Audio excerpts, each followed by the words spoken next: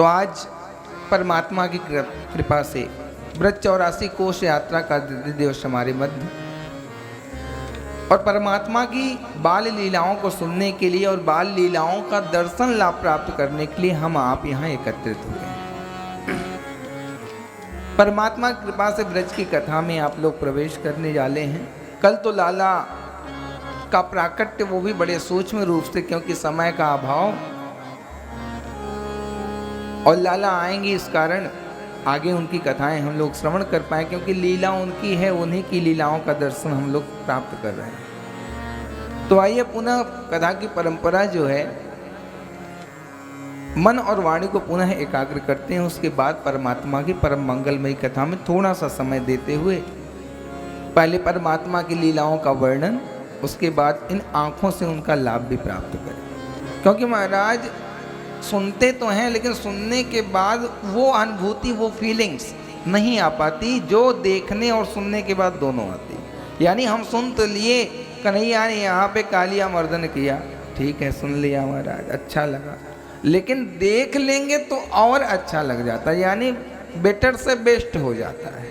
हाँ, तो कहने का तात्पर्य हम यहाँ सुन लें और सुनने के बाद देख भी लें, ये लीला यहाँ हुई महाराज, तो क्या होगा, बेटर से बेस्ट हो जाएगा। तो पहले श्रवण करेंगे, उसके बाद चल के उन लीलाओं का दर्शन लाभ भी प्राप्त करेंगे, और वहाँ भी आपको लीलाओं का वर्णन सुनाया जाएगा। कल कुछ असुविधा के कारण आपको लीलाओं का, वहाँ जहाँ जाओगे, यहाँ तो आप सुनोगे, लेकिन जहाँ आप जाओगे वहाँ भी माइक के माध्यम से आपको समस्त लीलाओं का वर्णन सुनाया जाएगा, जिससे आपको बार बार दोहराया जाएगा, तो आपके यहाँ बैठ जाएगी बात।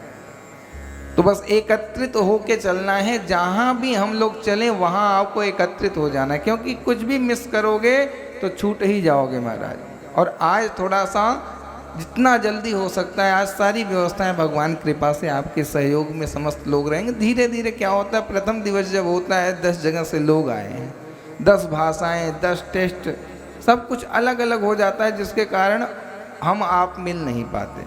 जब एक दिन बीतता है, उनसे बात करके, उनसे थोड़ा थोड़ा उनके भाव जब पता चलते हैं, वही है जाने बिन नहीं होई प्रतीति, बिन प्रतीत न होई प्रीति। जब एक दूसरे को जानते, पहले दिन क्या होता है, नई नई क्या बोलते हैं, नई नई जूती थोड़ा 2-4 दिन काटती है ना, पैर को काट ही देती है। तो ऐसे ऐसे नए नए जब हम लोग रहते हैं, एक दूसरे में ट्यूनिंग बन नहीं पाती। क्यों? क्योंकि हमारा क्षेत्र अलग है, आपका क्षेत्र अलग है, हमें कुछ पसंद है, आपको कुछ पसंद है। जब 1-2 दिन साथ रहते हैं तो एक दूसरे से प्रेम हो जाता है, तो धीरे धीरे तब अच्छा लगने लगता है। प्रथम दिवस जितनी कठिनाई आपको ही होगी एक दूसरे में, या फिर संस्था के द्वारा, संस्था को आप नहीं समझ पाए, आपको संस्था नहीं समझ पाई, लोगों को आप नहीं समझ पाए, क्योंकि अलग अलग राज्यों से, मैंने सुना कि कई राज्यों से लोग आए हैं, तो महाराज राज्य बदल गया, ये बहुत बड़ी बात है। तो इसलिए थोड़ा सा होता है प्रथम दिवस। आज आपके अंदर और मिठास आएगा, और मैं बिल्कुल आपको गारंटी के साथ कह सकता हूँ, 7वें दिन आप लोग एक दूसरे से दूर होने का भी नाम नहीं लेना चाहोगे, इतना प्रेम आपके अंदर हो जाएगा। आप देखो, नित्य प्रतिदिन आपके अंदर एक अलग सी उमंग आएगी, एक दूसरे के प्रति लगाव होगा, एक दूसरे के प्रति समर्पण होगा, एक दूसरे का सहयोग की भावना आपके अंदर जागृत होगी। क्यों? क्योंकि महाराज एक दूसरे को हम लोग जान जाएंगे, तो इसलिए निश्चिंत होकर धीरे धीरे रस बढ़ता है। हमारा तो अनुभव भगवान की कृपा से 10 कथाओं का है, तो हमने तो देखा है कैसे प्रेम बढ़ता है, भाव बढ़ता है। तो जिनका करीब दूसरा तीसरा होगा, कुछ लोग हमारे मध्य दूसरे तीसरे वाले भी हैं जो हमारे साथ यात्रा कर चुके हैं, उनको तो पता है, लेकिन जो नए हैं उन्हें भी इस कथा में पता हो जाएगा क्या कथा में और ब्रज की यात्रा में कैसे प्रेम उमड़ता है। अपने आप एक दूसरे को ढूंढने लग जाओगे कहाँ चले गए। इसलिए बस थोड़ा सा इंतज़ार, पहले दिन पूरा कष्ट सहना पड़ता है, दूसरे दिन थोड़ा सा, और तीसरे दिन से मामला बिल्कुल ठीक हो जाता है। और थोड़ी बहुत कमी तो महाराज पूरे जीवन ख़त्म होने वाली नहीं है, वो सब तो रह ही जाएगी, हमारे आपके घर पे रह जाएगी, तो यहाँ पे तो बहुत बड़ी बात है।